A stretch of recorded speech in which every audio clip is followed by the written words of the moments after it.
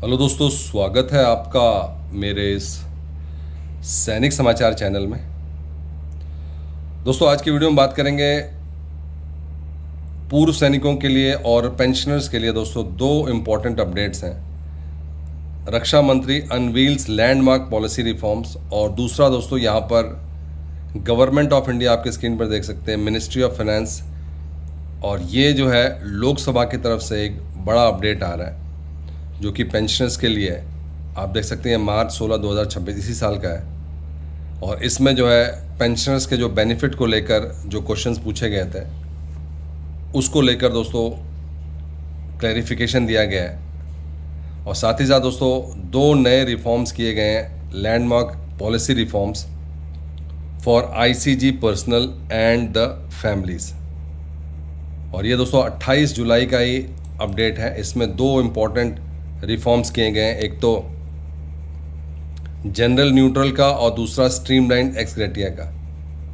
तो बात करते हैं दोस्तों आज के इन सभी इंपॉर्टेंट अपडेट्स के बारे में।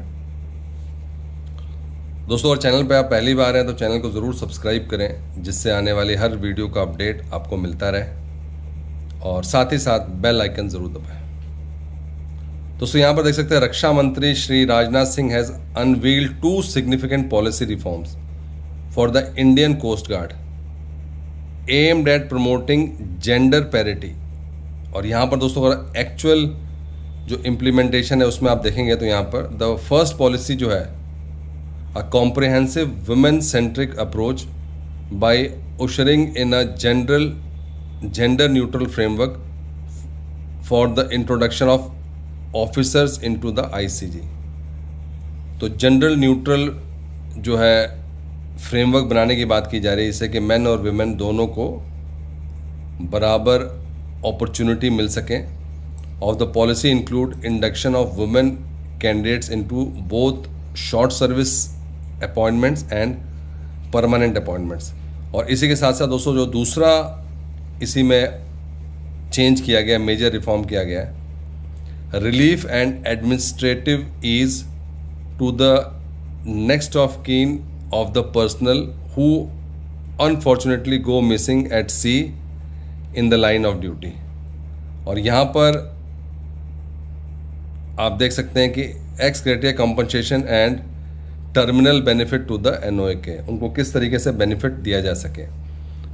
ये दो आप देख सकते हैं कि मेजर लैंडमार्क पॉलिसी रिफॉर्म्स किए गए हैं, जिससे आने वाले टाइम में बेनिफिट मिल सके।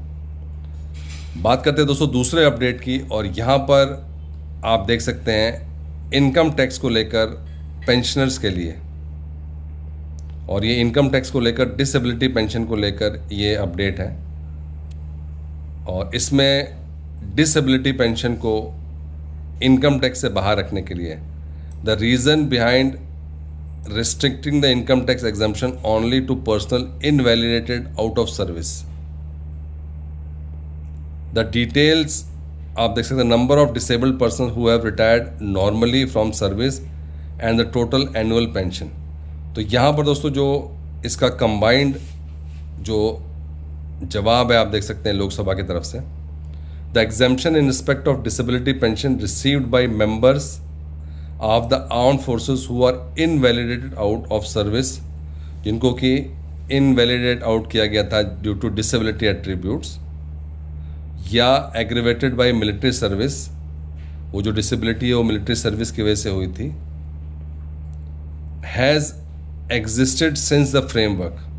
तो इसमें कहा गया है कि इनकम टैक्स के रूल में ऑलरेडी जो है ये शुरू से इसको इंक्लूड किया गया था, और जो इनवैलिड आउट या डिसेबिलिटी पेंशन है वो इनकम टैक्स के बाहर रहेगी।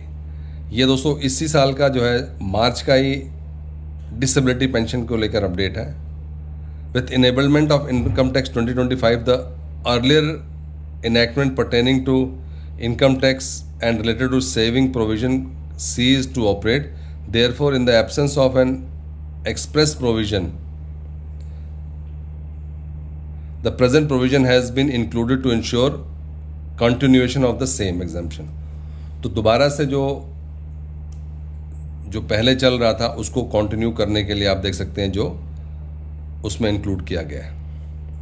तो दोस्तों दो चीज़ें हैं, एक तो जो डिसेबिलिटी पेंशन है उसको इनकम टैक्स के बाहर रखने के लिए ये लोकसभा से जो है अपडेट आया हुआ, और दूसरा आईसीजी पर्सनल के लिए दो बड़े रिफॉर्म्स किए गए हैं रक्षा मंत्रालय की तरफ से।